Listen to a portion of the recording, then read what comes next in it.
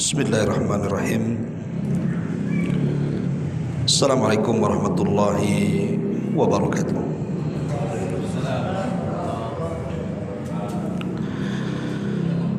Alhamdulillah wassalatu wassalamu ala Rasulillah wa ala alihi wa sahbihi wa mawalah wa la hawla wa la quwwata illa billahi wa ba'du. Lanjutkan kajian kita masih membahas thulathiyat anin Nabi sallallahu alaihi wasallam. 3 perkara dari kalam Nabi sallallahu alaihi wa ala alihi wasallam. An Abi Musa al-Ash'ari radhiyallahu anhu marfu'an, Thalathatun yad'ullaha fala yustajabu lahum.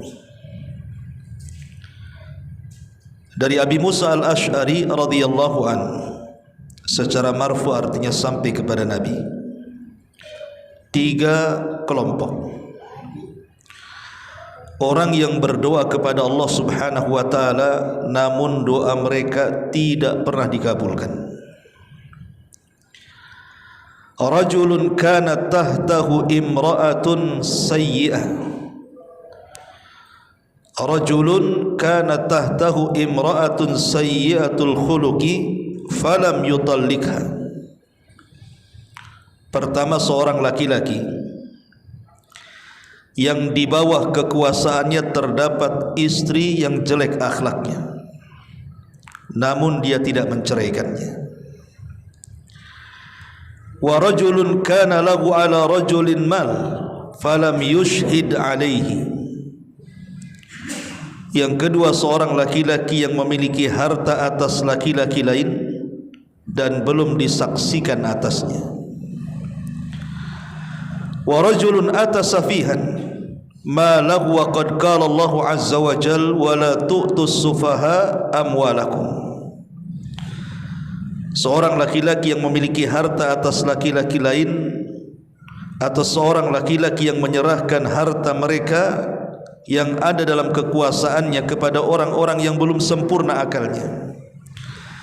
Sementara Allah berfirman, dan janganlah kalian menyerahkan kepada orang-orang yang belum sempurna akalnya harta tersebut. An-Nisa ayat 5. Hadis ini dikeluarkan Al-Imam Hakim, dan hadis ini disahihkan oleh Syekh Nasiruddin Al-Albani rahimahullahu ta'ala. Memang terjadi silang pendapat tentang derajat hadis ini. Al-Imam Ibn Utsaimin rahimahullahu ta'ala dan juga Lajnah Daimah melemahkan hadis ini, seperti Bakar Abu Zaid, Syekh Saleh Fauzan, Abdul Aziz Al-Syekh, termasuk juga Syekh Abdul Aziz Ibn Abdullah Ibn Baz, termasuk Syekh Utsaimin melemahkan hadis ini. Tetapi Syekh Albani rahimahullahu ta'ala mensahihkannya di dalam kitabnya Silsilah Ahadits As-Sahihah. Taib, kita tidak membahas tentang derajat hadis ini karena terjadi perselisihan, ada yang mengatakan sahih, ada yang mengatakan lemah. Tapi kalau seandainya hadis ini sahih, ini yang kita akan pahami dari hadis ini, karena hadis ini bagus sekali maknanya. Kata Nabi sallallahu alaihi wasallam, "Thalathatun yad'ullah." Ada 3 golongan atau 3 kelompok orang yang berdoa kepada Allah. Fala yustajabu lahum, tapi doa-doanya ditolak. Kenapa bisa ditolak doa-doanya? Karena 3 perkara. Yang pertama, kata Nabi sallallahu alaihi wasallam, rajulun kanat tahtahu imra'atun sayyi'atul khuluq falam yutallikha. Seorang laki-laki yang di bawah kekuasaannya terdapat seorang istri yang jelek akhlaknya dan dia tidak menceraikannya. Ma'asyiral muslimin yang dimuliakan Allah Subhanahu wa taala, apa maksudnya kalimat ini? Para ulama ketika mensyarah hadis ini mengatakan, rajulun mutazawwijun min imra'atin sayyi'atil khuluqi, seorang laki-laki yang menikah dengan wanita yang buruk akhlaknya. Idza da'a Allah ta'ala 'alaiha la yustajabu lidu'aihi. Kalau seandainya si laki-laki ini mendoakan entah doa keburukan kepada istrinya itu, maka doanya tidak akan dijabah. Li'annahu biimkanihi an yuslihaha bil mau'izatil hasanah aw bil hajri aw bi dharbi ghairil mubarrih. Karena suami itu sebenarnya bisa memperbaiki istri tersebut dengan nasihat-nasihat yang baik, atau dengan cara menghajar berpisah sebentar, atau dengan cara memukul tanpa ada bekas, au bi irsali hakamin min ahlihi wa hakamin min ahliha, ataupun dengan cara berdamai, mengutus utusan dari pihak suami atau istri. Kemudian fa illam yasluh haluha walam tarji an akhlaqiha sayya, tapi kalau sudah upaya demi upaya dilakukan oleh sang suami, tidak juga istri itu sadar, wa radiya huwa bisu'i khuluqiha, justru malah makin buruk kondisinya, walam yutallikha, tapi suaminya tak mau pula menceraikannya, fa inda'ahu 'alaiha, kalau sang suami ini mendoakan keburukan kepada istrinya, la yustajabu, tidak akan dikabulkan doanya. Kenapa? Karena memungkinkan menceraikan kok tidak diceraikan. Jadi alasannya, kalau seandainya seseorang itu punya istri jelek akhlaknya, sudah dinasihati tak mempan, sudah diupayakan dengan berbagai macam solusi juga tidak mempan, masih juga jelek akhlaknya, sebenarnya istrinya itu sudah layak untuk diceraikan, tapi tak mau diceraikan juga. Lah kalau seandainya kemudian suami mendoakan keburukan karena jelek akhlaknya, Allah tidak akan ijabah doanya, karena dia menggantung istrinya. Harusnya kan ceraikan saja, ngapain kemudian dipertahankan kalau nyakiti hati, gitu maksudnya.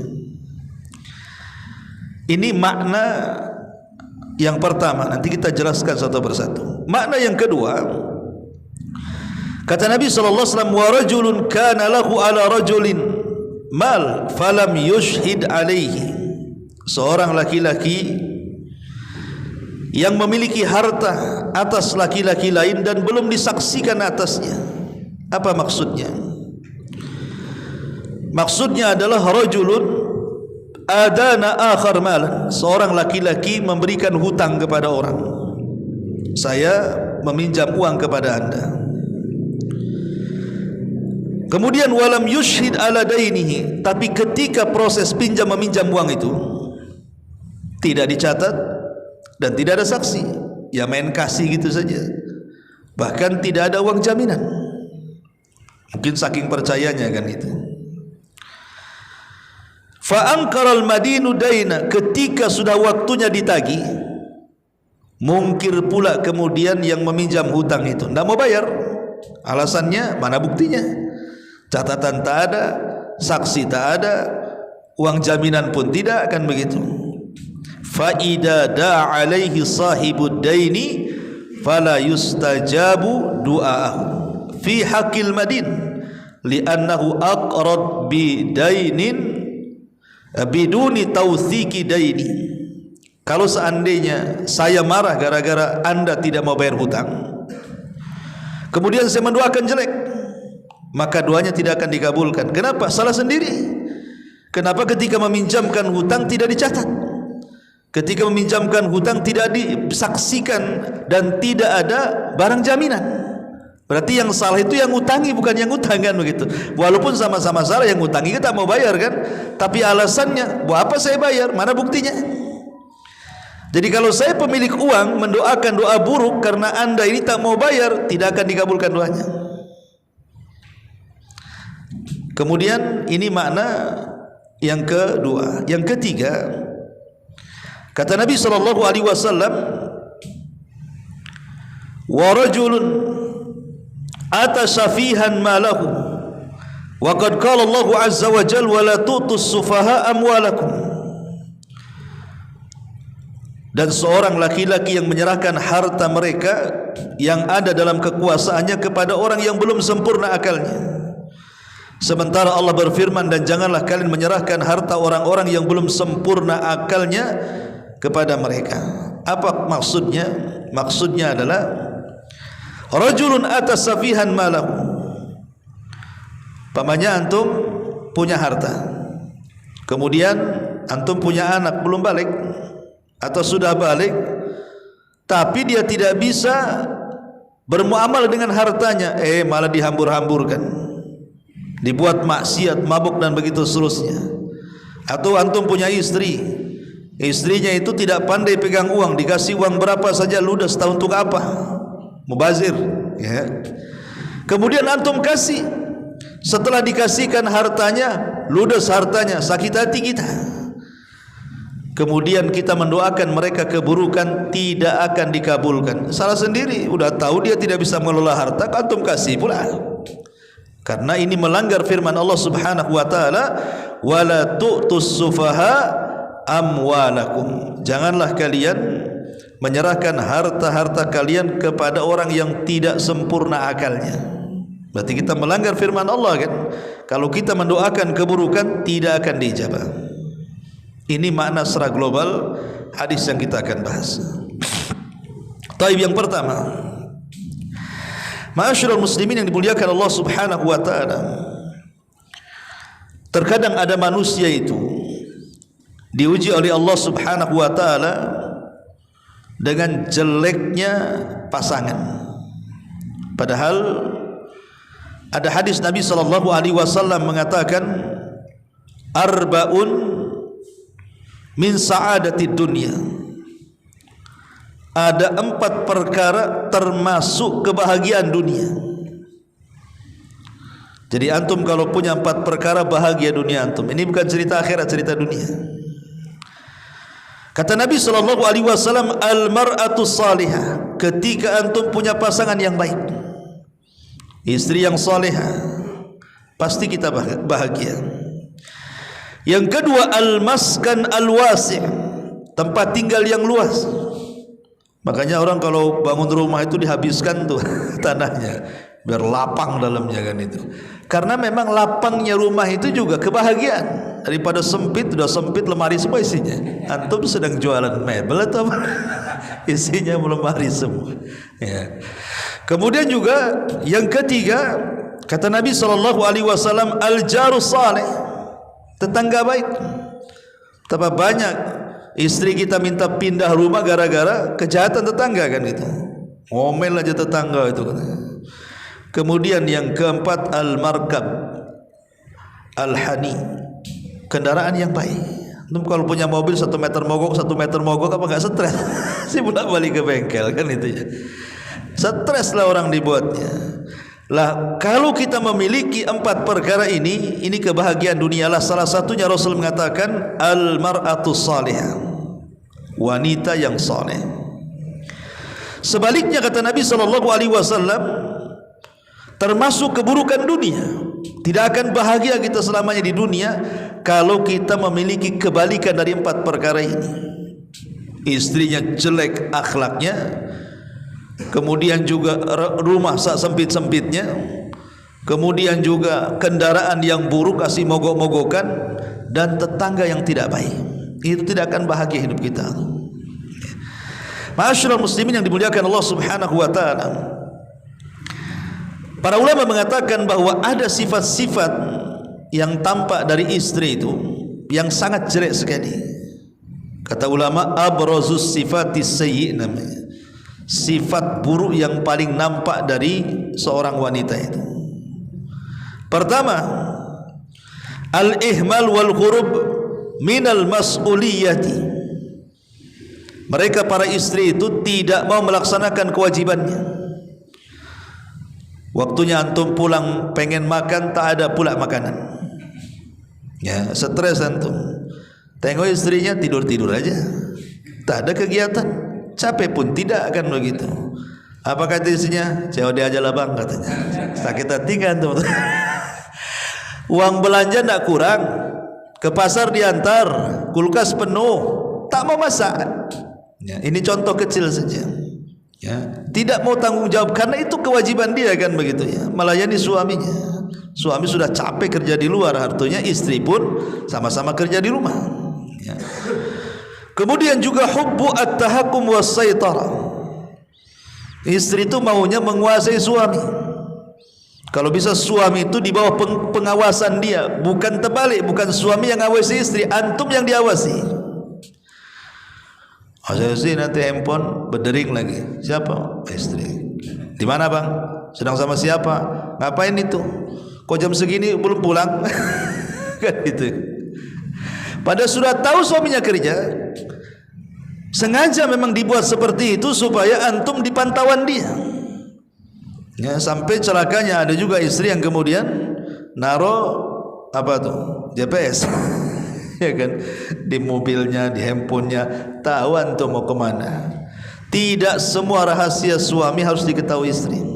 Tidak semua. Ada rahasia-rahasia istri tahu, tapi tidak boleh semua. Makanya kenapa para ulama tidak menyarankan tidak boleh. Sekarang nih ada handphone kan itu, tidak boleh istri tahu isi handphone suami itu. Walaupun kita tidak ragu ada suami-suami yang kurang ajar, kan begitu ya.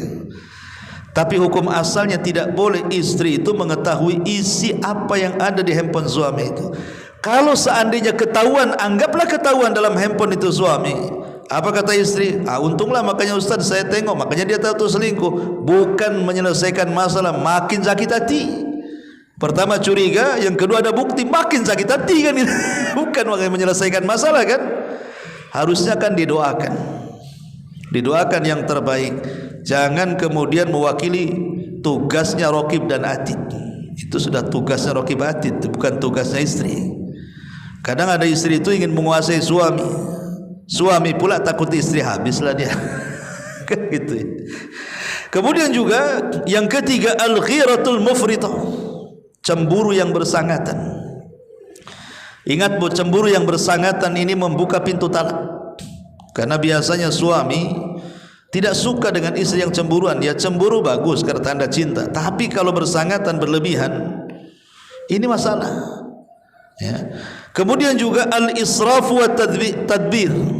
Al-israfu wa tabdzir, di antara akhlak yang buruk adalah si istri itu tak pandai membelanjakan hartanya dengan baik. Jadi suami ini lelah letih nyari harta itu kan supaya hartanya itu sebisa mungkin dimanfaatkan kepada yang manfaat. Tapi terkadang ada istri yang tidak tahu diri itu. Lelah letih suami bekerja, ketika diberikan uang malah yang dibeli pula yang tidak ada manfaat bagi dia. Tidak ada manfaat bagi suaminya, tidak ada manfaat bagi anak-anaknya. Hanya manfaat untuk dia saja, gaya-gaya saja. Nah, ini juga termasuk akhlak, termasuk at-tadzammur wasyaqwa, banyak mengeluh. Mengeluhnya itu banyak kali. Bang, sebelah itu dan naik itu rumahnya. Kita ini kok enggak naik-naik. Kan itu. Ya. Jadi ada orang-orang ihtimam bil madahir. Ada istri itu yang tipenya itu hanya menampakkan casingnya saja. Kalau bisa pengen pakainya bagus, ya nampaknya sudah syar'i. Betul, istri antum sudah hijrah. Tapi yang dipikirkan itu hanya pakaian saja.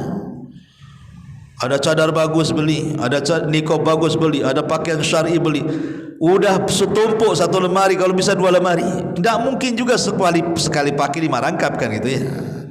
Ngapain juga kan gitu. Tapi ada kemudian yang sudah hijrah saja, terkadang yang diperhatikan itu hanya pakaian saja. Hijrah yang sesungguhnya itu sebenarnya hijrah hati dulu. Karena casing itu buat apa? Allah kan tidak memandang. Innallaha la yanzuru ila suwarikum wala ila amwalikum walakin yanzuru ila qulubikum wa a'malikum. Kalau ingin hijrah, jangan casing saja. Karena Allah tidak pernah memandang rupa kalian, tidak pernah memandang harta kalian, yang Allah pandang hati dan amalan kalian. Ini yang harusnya ditampakkan, hati dan amalannya lebih baik lagi. Bukan pakaiannya. Pakaian itu satu dari sekian hijrah, tapi itu bukan tujuan. Ya, karena itu yang banyak gitu ya. Termasuk juga al-ghurur wa takabbur. Merasa sombong, kadang-kadang istri merasa sombong akhirnya tidak menghargai suaminya. Mungkin kendalanya karena pendidikannya lebih tinggi, atau mungkin dia lebih kaya, atau gajinya lebih tinggi. Suaminya pula ya pas-pasan, pendidikannya pas-pasan, penghasilannya pas-pasan, cara berpikirnya pas-pasan. Akhirnya kemudian istri merasa sombong. Ini bahayanya kalau sudah seperti ini, ya. Ma'asyiral muslimin yang dimuliakan Allah Azza wa Jalla, dan yang seperti ini adalah ujian bagi laki-laki.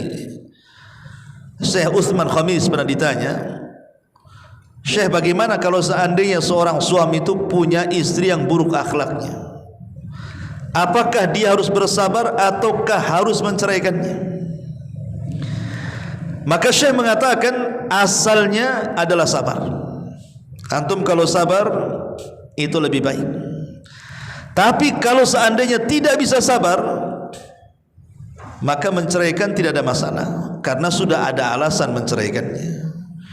Kalau memang dia buruk sekali akhlaknya akan begitu, dinasihati tak mempan, bahasa Jawanya dikandani-ngandani gitu ya, terbalik dia, ya, diserang malah nyerang gitu ya.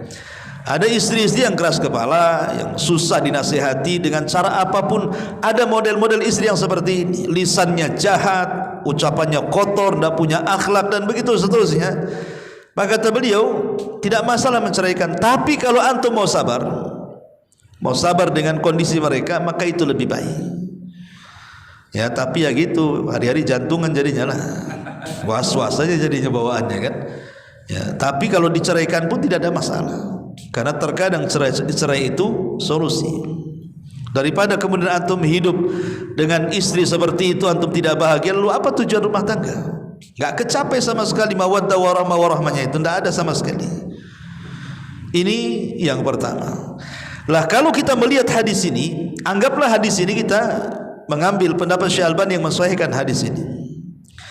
Jadi kalau antum diuji kemudian punya istri yang jahat, jelek akhlaknya, yang sudah layak diceraikan, tapi antum tidak mau menceraikannya dengan alasan masih sabar. Jadi kalau antum sakit hati dengan istri kemudian mendoakan buruk kepada istri itu, maka tidak akan dikabulkan doanya. Tidak akan dikabulkan berdasarkan zahir hadis ini. Ini yang pertama. Kemudian yang kedua, bicara masalah hutang piutang, ikhwan. Kita tahu bahwa hutang piutang ini perkara yang dibolehkan dalam Islam hakikatnya, tetapi murni soal sosial. Jadi kalau antum menghutangi seseorang itu sebuah amal kebaikan, karena menolong orang kan, wa ta'awanu 'alal birri wat taqwa kan, salinglah tolong menolong di atas kebaikan dan ketakwaan. Apalagi orang yang berhutang itu berhajat dan mendesak, umpamanya untuk sewa rumah, kalau tidak dia tidak bisa tidur di rumah, umpamanya kalau tidak beli makan dia tidak makan. Kita lebih berpahala lagi menolong mereka kan itu, walaupun atas nama hutang. Tapi masalahnya adalah di pihak orang yang berhutang. Di pihak orang yang berhutang. Kata Nabi SAW dalam sebuah hadis, ingat bahwa ada seorang sahabat datang kepada Rasul dan mengatakan, ya Rasulullah, ara'aita in qutiltu fi sabilillah, bagaimana pendapatmu kalau seandainya aku berperang di jalan Allah dan aku mati syahid, apakah dosa-dosaku akan diampuni?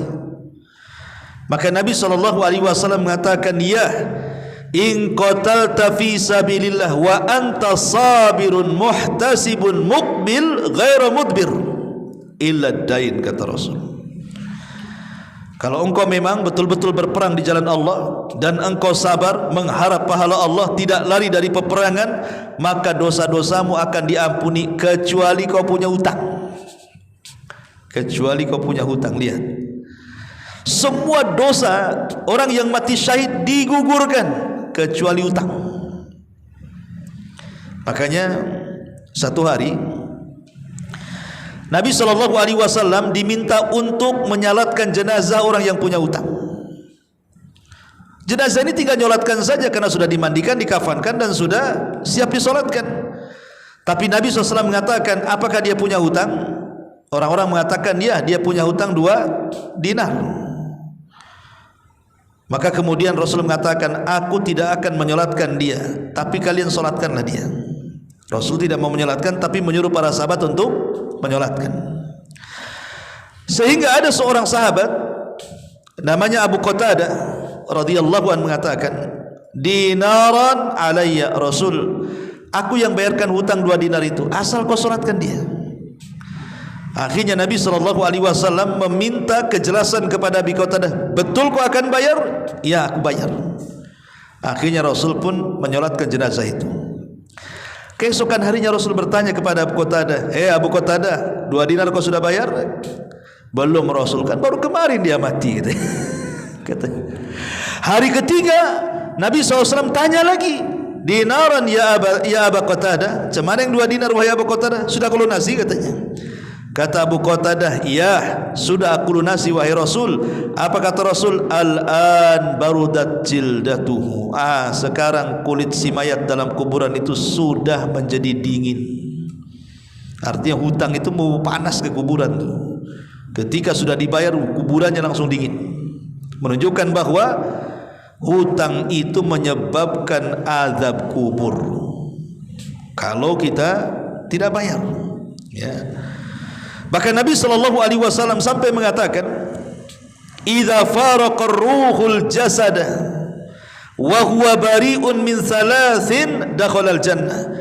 Kalau ruh sampai keluar dari jasad kita dan kita terbebas dari 3 perkara, dipastikan antum masuk surga.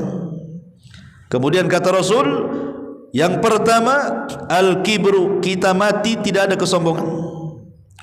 Yang kedua wadainu, kita mati tidak bawa hutang. Dan yang ketiga wal ghulul, kita mati tidak menjadi pencuri.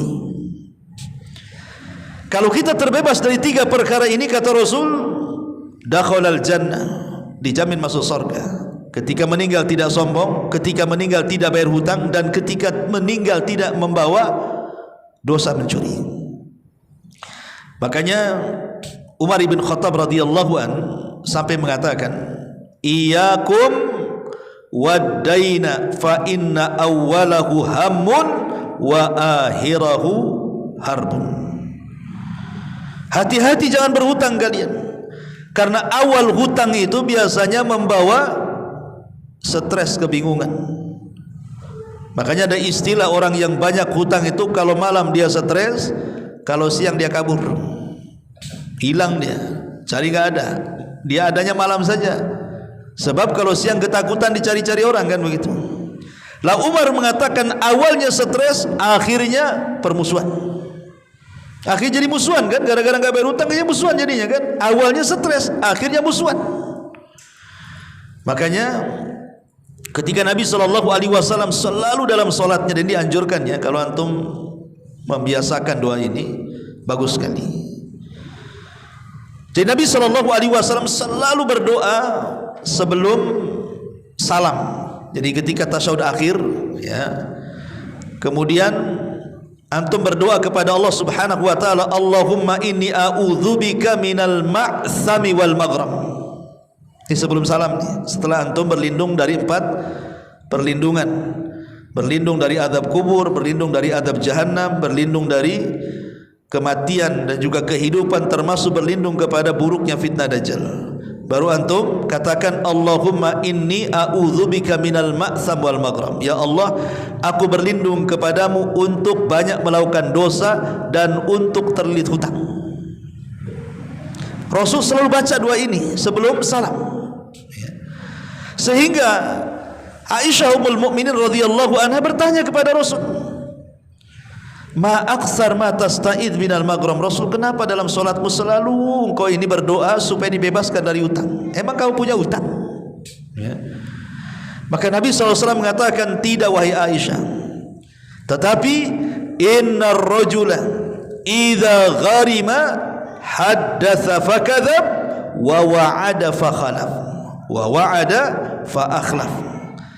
Kata Nabi SAW, tidak wahai Aisyah, karena seseorang itu kalau punya hutang, dia akan bicara kemudian dusta, dan akan berjanji kemudian khianat. Itulah ciri orang yang tak mau bayar hutang tuh. 2 cirinya, suka berdusta dan berkhianat, kata Nabi. Kapan kamu bayar?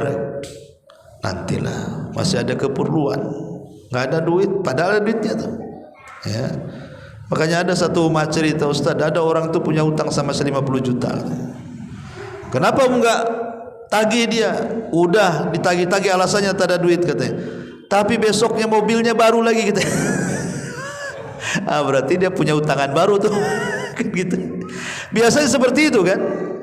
Atau nanti contoh yang biasa lah dicontohkan orang, kadang-kadang debt collector datang ke rumah mau nagih utang, kita pula ngajari anak-anak kita suruh berdusta kan, bilang sama orang itu orang tua tidak ada dan begitu seterusnya. Itu kan dusta.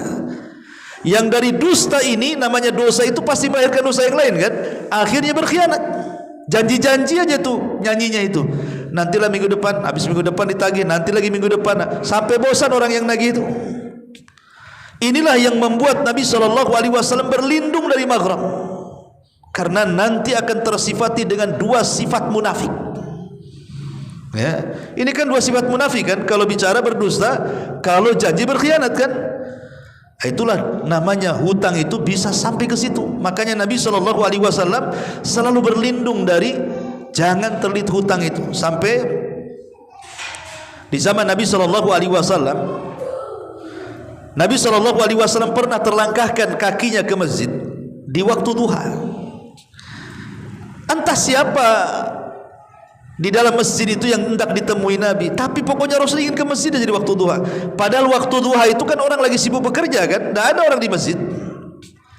Tetapi rupanya Nabi SAW melihat di masjid itu ada seorang sahabat yang namanya Abu Umamah radhiyallahu anhu.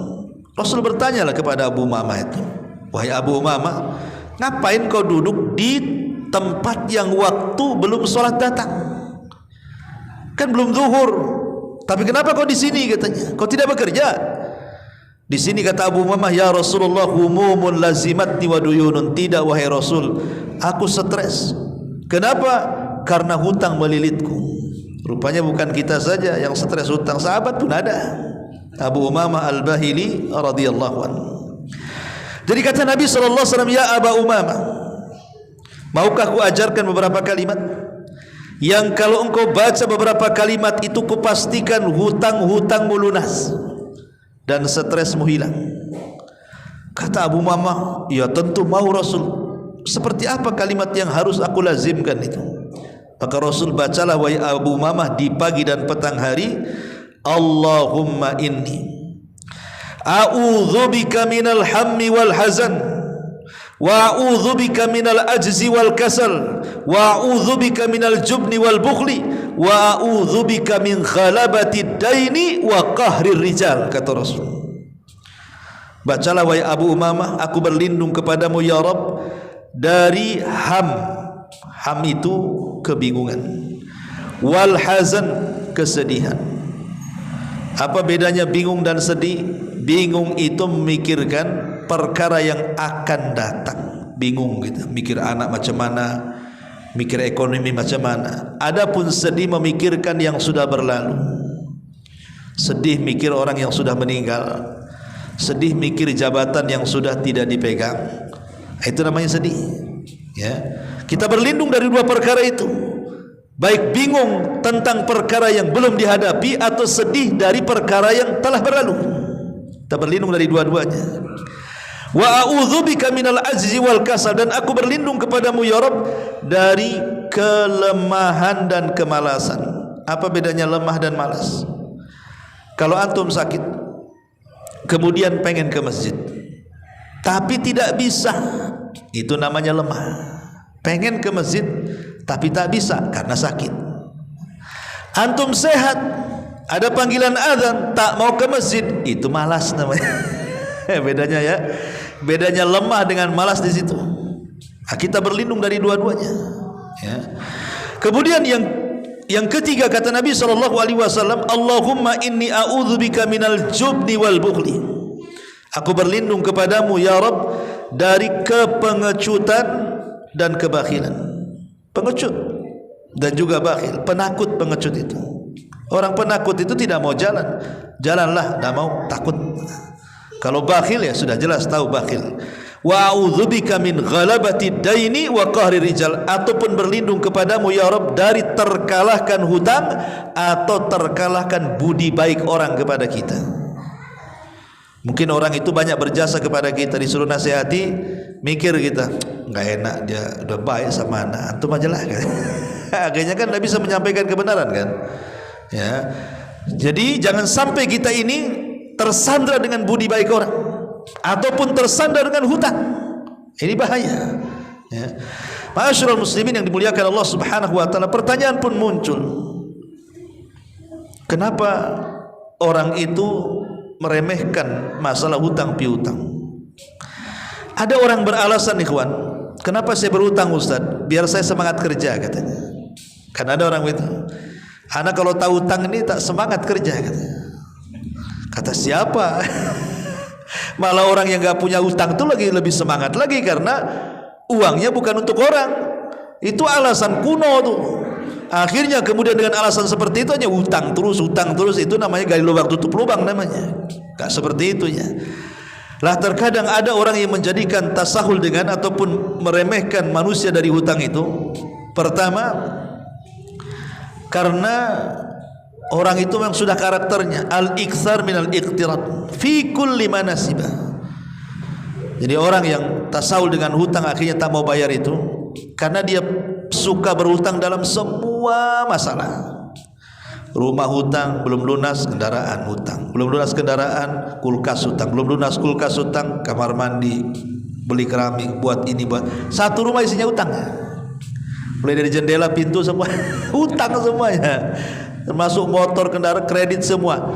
Ikhwatu fiddin, kalau yang seperti ini berat hidupnya, akhirnya tak mau bayar, ujungnya disegel bang pula itu rumah tuh ya.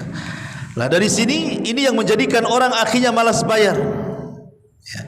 Kemudian yang kedua at-taswif wa ta'khir, nanti lagunya, kapan mau bayar, nantilah. Nah ini nanti ini akhirnya malas orang bayar hutang gara-gara lagu nanti ini. Kalau punya uang langsung, karena Nabi SAW mengatakan barang siapa yang punya hutang dan ingin membayar, Allah tolong bayar. Tapi siapa yang punya hutang tak mau bayar, justru terbalik, Allah akan binasakan harta dia. Alhamdulillah ya. Termasuk juga iqtiradul mal li ghadhi muharram au fi'lil ma'asi. Terkadang ada orang berhutang itu bukan untuk hajat pribadi, ikhwan, untuk kebutuhan dia dan keluarga, untuk maksiat. Kadang-kadang ngutang tuh judi, ngutang tuh pasang togel, ngutang untuk beli khamar, miras dan begitu seterusnya kan. Orang kalau seperti ini susah akan bayarnya karena awalnya saja untuk maksiat. Karena dia pikir itu kalau menang judi itulah dari judi bayarnya. Kalau menang kan gitu ya. Kalau kalah tekorlah dia buntung. Jadi banyak faktor-faktor yang kemudian orang itu malas dan akhirnya tasawul dengan hutang piutang ini. Termasuk ya tadi, hajat yang tidak mendesak didahulukan dengan cara hutang, akhirnya kemudian tertumpuk hutang, malas dia bayar. Lah, yang seperti ini ya, kita berdoa kepada Allah Subhanahu wa taala dengan yang diajarkan Nabi SAW. Harus paham bahwa adab hutang berhutang itu, satu, bahwa ketika berhutang ada niat membayar. Dua, bekerja keras cepat lunasi hutang. Tiga, bersegera mengembalikan uang orang. Empat, tidak membalas amarah pemilik hutang. Kadang-kadang yang marah itu bukan yang minjami kan, yang meminjam yang marah. Aneh gitu, kita datang mau nagih, dia sudah maki-maki kita. Terus gimana ceritanya kan itu? Ini siapa yang punya uang, siapa yang pinjam uang jadinya kan. Kadang-kadang ketakutan orang yang minjami uang itu, untuk ketemu dia takut. Harusnya yang takut itu yang utang, karena tadi ya kan, dia jadi macan pula, yang satu jadi kucing ya. Jadi nggak usah balas ya kalau ada amarah pemilik utang kemudian melebihkan nominal utang, bukan riba, tidak, kecuali kalau yang menghutanginya itu terkena rentenir ya. Tapi kalau memang yang menghutang itu orang baik, tidak pernah dia bermuamalah dengan riba, kalau kita mengembalikan sebagai hadiah kita kasih lebih, itu tidak ada masalah ya. Namanya kebaikan harus dibahas kebaikan kan ya. Kemudian jangan lupa doakan orang yang telah berbuat baik dengan menghutangi orang ketika kita sudah membayarnya. Lah, adapun poin yang kita bahas di sini adalah masalah hutang piutang. Jadi ingat bahwa ketika antum menghutangi hutang kepada orang, maka ingat ada hukum-hukum yang berlaku di situ. Pertama, ya, tahdid ajalidain. Antum harus jelaskan, nih saya kasih uang sampai kapan antum pinjam? 2 bulan, 3 bulan, 1 tahun. Jelaskan, ya, catat. Yang kedua, kitabatud dain wa ajali. Mencatat, betul-betul dicatat. Kemudian yang ketiga, harus ada saksi. Saksi itu minimal 2 laki-laki. Kalaupun tidak ada laki-laki, 1 laki-laki, 2 perempuan. Karena persaksian laki-laki itu sama dengan 2 perempuan. Ya. Kemudian juga harus dibacakan hutang itu. Setelah dicatat, disaksikan, dibacakan supaya orang dengar. Jangan sampai diam saja. Kalau memang dia bisu, ya orang lain suruh bacakan. Kenapa kemudian Islam itu mengikat seperti ini? Sampai sebagian ulama, Imam Qurtubi mengatakan saksi dan catatan itu wajib, walaupun jumhur mengatakan sunnah, supaya satu tidak lupa. Ya, namanya manusia itu kan ada lupanya. Kadang-kadang lupa loh sama sekali. Berapa ya dulu saya kasih antum? Yang ngutangi dia, kalau yang berutang biasanya tak lupa berapa nominalnya, yang ngutangi yang lupa biasanya. Cuma dia pura-pura lupa biasanya. Itu yang masalahnya, ya. Lah supaya tidak lupa, supaya tidak terjadi perselisihan, supaya tidak ada yang diambil dengan cara maling dan begitu seterusnya, makanya diperlukan hal-hal yang seperti ini. Lah kalau seandainya tidak diindahkan, antum minjami orang uang banyak 100 juta umpamanya, tapi tidak ada catatan, tidak ada saksi, tidak ada barang sebagai barang jaminan. Kemudian antum katakan bulan depan bayar ya. Tiba-tiba setelah bulan depan bayar, kita tagih, mana uang 100 juta itu? Dia tak mau bayar. Mana buktinya katanya? Nggak ada catatan, nggak ada saksi, nggak ada barang jaminan. Kalau seandainya dia mengelak, sebenarnya dia zalim karena mengelak, kan begitu ya. Tapi kalau kita kemudian marah, mendoakan buruk kepada dia karena mengambil uang kita, tidak akan dijabah doanya. Berdasarkan dhahir hadis ini. Kenapa? Karena kita pun salah. Kenapa tidak mencatat? Kenapa tidak ada saksi? Kenapa tidak pakai uang jaminan, uang sebanyak itu, kan gitu. Lah itu dhahir hadis seperti ini. Doa kita akan ditolak. Ini yang ketiga.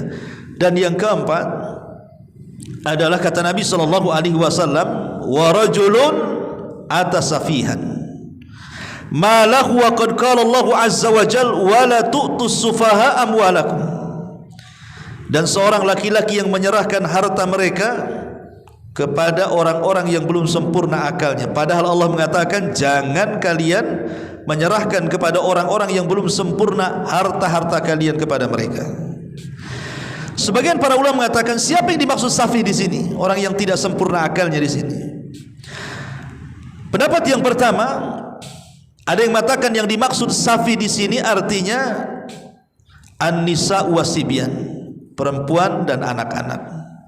Pokoknya antum punya istri, dia tak pandai mengelola harta, diberi uang berapa saja ludes, entah untuk apa. Ini berarti nggak berakal perempuan itu.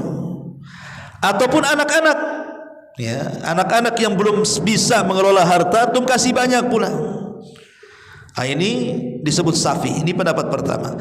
Pendapat yang kedua maksudnya adalah anak-anak yatim. Anak-anak yatim, pamannya meninggal suaminya, anaknya masih kecil, warisannya dipegang istrinya, kan gitu. Berarti orang tua jangan langsung dikasihkan warisan kepada anak yang belum balik dan belum cerdas. Nanti ludes hartanya, namanya anak-anak, kan itu. Ada juga yang mentafsirkan seperti itu, dan para ulama mengatakan tiga-tiganya benar. Apakah itu istri yang tidak pandai mengelola harta, atau anak kecil, atau anak yatim, atau orang gila. Orang gila jangan dikasih uang, nanti dirobek sama dia, ya kan. Intinya bahwa kalau seandainya kita kemudian memberi harta kepada mereka yang dengan itu akhirnya mereka maksiat, berarti siapa yang salah di sini? Kita yang kasih yang salah, kan. Pokoknya anak minta apa saja antum kasih. Tahu anak ini suka khamar, suka narkoba, suka ini, suka itu, suka berzina, antum fasilitasi, berarti memfasilitasi maksiat, kan. Atau mungkin istri yang tidak pandai mengolah harta, antum memfasilitasi supaya istri menghambur-hamburkan harta namanya. Kalau kemudian kita sakit hati setelah hartanya habis karena mereka gunakan untuk maksiat, antum akhirnya berdoa keburukan kepada mereka, zahir hadis tidak akan diijabah. Karena kita yang salah, melanggar firman Allah Subhanahu wa taala, wala tu'tus sufaha amwalakum, janganlah kalian memberi orang-orang yang kurang akal itu harta-harta kalian. Makanya sebelum kemudian memberikan harta kepada orang-orang yang kita anggap safi itu, terlebih dahulu didik mereka, didik dengan agama. Karena hanya pendidikan agama itu, ikhwan, anak kita itu akan cerdas mengolah harta orang tuanya. Makanya sering saya katakan, anak-anak di zaman sekarang ini, lihat ketika orang tua tidak pernah mendidik agama kepada mereka, maka apa yang terjadi? 4 perkara kan yang sering saya sebutkan. Boleh jadi anak kita itu menjadi anak yang mufsid, rusak anak kita. Siapa yang salah? Orang tua tidak mendidik agama kan, akhirnya jadi rusak dia. Jadi membantah orang tuanya, durhaka kepada orang tuanya, pergaulan bebas dan begitu seterusnya, rusak. Yang kedua, bisa saja anak kita itu jadi mudmir. Mudmir itu kecanduan maksiat, kecanduan khamr, dia pula gembongnya ya. Atau yang ketiga, selain daripada mufsid kemudian mudmir, atau boleh jadi dia rusak agamanya, mudil, sesat agamanya, keyakinannya sesat dia akhirnya kan, karena tidak diajari agama. Akhirnya mungkin anaknya pengen belajar agama, asal cari guru, rupanya gurunya sesatlah dia. Atau sama sekali tidak mau belajar agama karena orang tuanya tidak pernah mengajarkan agama, sampai besar tidak mau, dia nggak peduli dengan agama, dan ini bahaya. Ataupun dia syadza, boleh jadi tingkah laku seksualnya menyimpang, entah ikut LGBT akhirnya kan, masuk ke homoseksual, ke lesbi, transgender atau apa namanya kan, itu karena tidak ada pendidikan agama tuh. Lah ketika kemudian anak itu tidak ada pendidikan agama, akhirnya mereka jadi safi itu jadi bodoh jadinya akalnya. Lah ketika kemudian mereka jahil, kita kasih harta kepada mereka, harta ini tidak akan manfaat karena mereka pasti gunakan untuk maksiat tuh. Lah kalau kemudian orang tua merasa menyesal karena sudah memberikan harta dan hartanya dihambur-hamburkan, kemudian kita sakit hati dan mendoakan keburukan kepada mereka, tidak akan dikabulkan doanya. Karena berdasarkan hadis Nabi SAW, jangan kalian memberi harta kepada orang yang tidak berakal, yang kurang sempurna akalnya ya. Ma'asyiral muslimin yang dimuliakan Allah Azza wa Jalla, 3 perkara. Tetapi ini bagi yang mensahihkan hadis ya. Yang saya jelaskan ini bagi yang mensahihkan hadis ini. Tetapi Syekh Utsaimin rahimahullahu taala mengatakan, karena beliau yang mengatakan hadis ini tidak sahih, beliau menjabarkan perkara lain, bahwa tidak sampai seperti itu. Maksudnya doanya kalau berdoa itu tidak dikabulkan, tidak sampai seperti itu, karena hadisnya lemah kan begitu. Karena contoh umpamanya seorang wanita yang buruk akhlaknya, kalau buruk akhlaknya maksudnya itu mungkin hanya ya, mungkin lisannya kurang bagus, mungkin dia malas melayani hak suaminya, kan bisa dinasihati, bisa dinasihati. Kecuali kalau seandainya memang buruk agamanya, gak mau sholat kan itu, atau buruk kehormatannya, selingkuh dan lain sebagainya, tinggal diceraikan saja kan. Tapi bukan berarti menghalangi doa-doa tidak dikabulkan. Yang kedua, begitu juga gara-gara tidak bawa saksi ketika hutang piutang tidak dikabulkan, karena Rasul pun pernah satu hari dalam muamalah itu tidak pakai saksi. Contoh mamanya, satu hari Nabi SAW dia hendak membeli seekor kuda dari Arab Badui.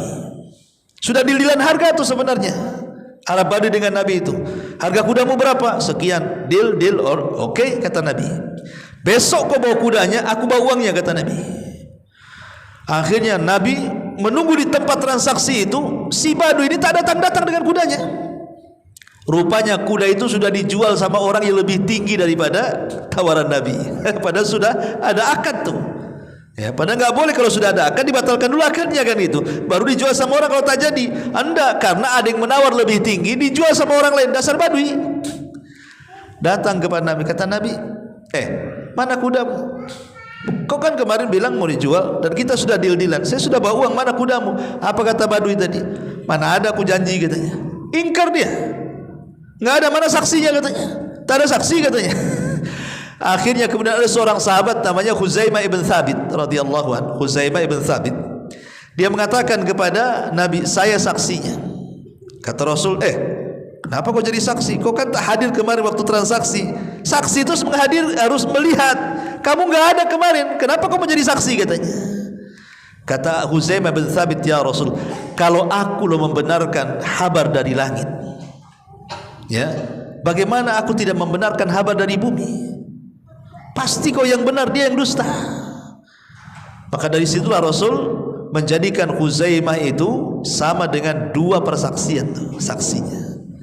Artinya kan Rasul ketika transaksi dengan Arab Badui kan tidak pakai saksi kan? Ya, dari sini menunjukkan bahwa ya seolah-olah hadis ini juga akan bertentangan dengan masalah hadis ini. Jadi tidak sampailah kemudian doanya tidak dikabulkan begitu. Begitu juga yang terakhir gitu ya, masalah orang yang berikan harta kepada orang safi. Jadi tergantung penafsiran. Kalau yang mensahihkan hadis ini ya memang tidak akan dikabulkan. Tapi bagi yang melemahkan hadis ini maka tidak sampai ke situ. Wallahu a'lam bishawab. Ini yang bisa saya sampaikan. Mudah-mudahan ada hikmahnya. Kok ada pertanyaan di YouTube nih? Bentar. Ustadz, ana punya ponakan sudah menikah 5 tahun. Tapi selama mereka menikah, istrinya tinggal sama orang tuanya dan tidak pernah ngurus suaminya. Tapi yang urus ibunya sendiri, apa boleh diceraikan Ustadz wanita tersebut? Iya. Kewajiban istri itu, kalau sudah menikah, dia tidak punya hak lagi untuk mengurus orang tuanya kecuali seizin suaminya, karena haknya sudah berpindah. Beda kalau suami tetap orang tua nomor 1, tapi suami pun tidak boleh memaksa istrinya untuk membantu orang tuanya. Nggak ada kewajiban. Antum tidak boleh maksa istri antum urus ibu saya, ada kewajiban ya. Dan berhak menolak, ngapain saya urus ibu kamu katanya, saya kan melayani kamu saja. Kecuali mimbabi tabarru, karena ingin berbuat baik kepada suaminya, berbuat baik kepada orang tuanya. Tapi kalau suami menekan, kau harus bantu ibuku, tidak ada kewajiban. Lah sebagaimana istri pun kalau sudah menikah, kewajiban dia kepada suami, bukan kepada orang tuanya, kecuali kalau suaminya mengizinkannya, dan itu akhlak yang baik. Dan itu pun bukan terus menerus kan begitu kan, karena hak kepada suami lebih besar dibandingkan hak dia kepada istri. Maka nasihat saya kepada yang bertanya ini, pertama, nasihati dulu istrinya, kasih tahu hak kamu kepada siapa. Hak kamu itu kepada suami atau kepada ibu? Lalu apa gunanya menikah? Kalau belum menikah memang betul hak si anak wanita kepada orang tuanya kan, tapi kalau sudah menikah beralih dia hanya kepada lakinya. Lalu apa gunanya menikah? Jelaskan seperti itu. Ya, kemudian yang kedua berdoa. Yang ketiga ya kalau tidak bisa nasihati ya ngikut cara Quran, karena ini bagian daripada nusus, tidak taat kepada suami. Kalau dia tidak taat kepada suami, ini bagian nusus. Kata Allah mengatakan, wa in takhafuna nusuzahunna fa'idhuhunna wahjuruhunna fil madaji wadribuhun. Kalau engkau takut istrimu melakukan nusuz, sudah tidak taat lagi sama kamu, tidak mau nurut lagi sama kamu, nasihati. Tak mempan ustaz nasihat, pisah ranjang, ya sudah pisau, dia di sana aku di sini katanya. Kalau sudah tidak bisa juga, tidak mempan, boleh kita memukul sebagai simbol, tapi hindari wajah dan jangan memukul ada bekas. Itu hanya simbol saja bahwa ini sudah klimaks. Kemudian yang terakhir, coba rundingkan antar dua keluarga. Kalau 4 perkara tidak bisa, ya sudah, apalagi serahkan kepada Allah, itu mungkin bukan jodohnya. Tapi kalau mau sabar terus menasihati sampai dia sabar, tentu lebih baik lagi. Tapi kalau tidak sabar, ya carilah istri yang lain. Masih banyak ya. Kenapa bingung dengan satu istri yang jelek akhlaknya? Wanita itu lebih banyak jumlahnya daripada laki-laki. Kenapa mesti sedih? Ya, nanti di hari kiamat itu justru satu laki-laki jumlahnya dibandingkan dengan wanita itu 1:50. Ya kan? Khamsina imra'atun al-qayyimul wahid. Jadi jumlah perempuan lebih banyak 50 banding 1. Padahal kita jatahnya 4. Ini 50 pula. Coba ya. Kan? Jadi ngapain kemudian mikir yang satu padahal yang 49 masih menanti?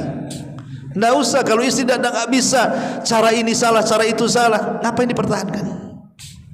Ya. Karena hidup kita ini kan ibadah. Rumah tangga itu bukan tujuan, ikhwan. Rumah tangga itu wasilah. Banyak orang yang kemudian menjadikan rumah tangga itu tujuan, sehingga kemauan istri dan suami harus diikuti. Tidak, rumah tangga itu wasilah.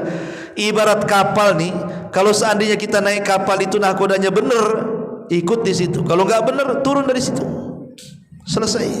Ya. Jangan dipersulit hidup ini, sederhanakan saja masalah. Maka mudah-mudahan Allah mudahkan. Ya, apakah boleh menceraikan? Ya kalau sudah dinasihati dengan urutan-urutan tadi, ya tidak ada masalah. Karena sudah ada alasan untuk menceraikan, dia sudah nusus masalahnya. Masa dia tinggal di rumah orang tua, merawat orang tuanya? Kecuali ini bagian daripada syarat pasca nikah lain.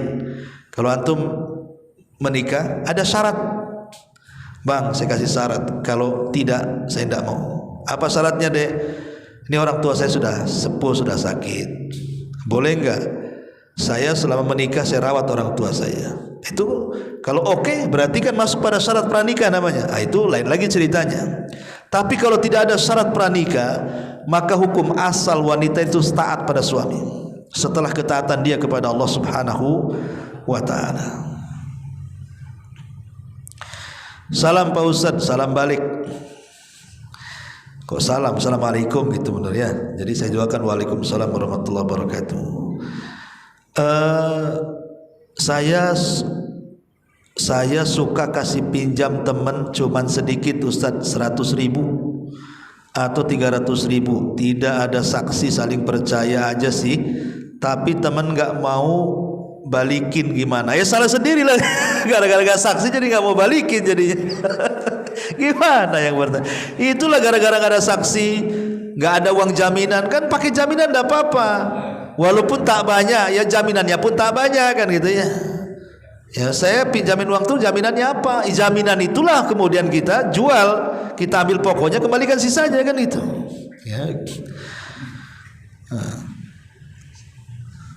Wallahu a'lam. Ustaz, anak punya utang, tapi sekarang orang yang saya utangi hilang. Gimana nih? Yang saya utangi hilang kontak sama saya. Saya niat membayarnya. Saya sudah coba mencari orang tersebut tapi hilang kontak. Iya, jadi gini, kalau seandainya kita ini ada niat bayar, tapi orangnya entah berantah. Kalau dia ada alamatnya di mana, kalau dia mati tak ada pula kuburannya. Dia sudah berusaha mencari, keluarganya tidak tahu di mana. Kayak orang Batam kan biasanya semua dari daerah-daerah luar kan, kadang-kadang sulit cari keluarga biasanya. Ya. Tapi kalau di kampung-kampung tahulah. Kalau ada keluarganya ya bayar sama keluarganya. Tapi kalau kita kayak di Batam ini yang masyarakatnya dari mana-mana, kadang-kadang kita mau bayar itu dicari udah nggak ada. Maka kata para ulama, uang itu sedekahkan. Jadi kalau mamanya pernah pinjam uang 50.000 atau 100.000 atau 1 juta, sudah berusaha ke sana kemari, ya sudah, kalau ada niat bayar, infakkan, sedekahkan uang itu, niatkan untuk orang itu. Ya, diniatkan untuk orang itu bahwa pahala ini untuk dia. Tapi kalau seandainya kemudian tahu-tahu ketemu, ya harus dibayar balik. Jangan bilang, uangnya sudah sedekahkan lah, sudah saya bayar dengan pahala kok, katanya. Ya tidak bisa, tetap harus dibayar juga dengan uang. Maksudnya ini sudah nggak ada lagi dicari ke sana kemari, kayaknya mustahil ketemu. Caranya seperti itu, sedekahkan. Jadi pahalanya diberikan kepada orang yang telah menghutangi kita.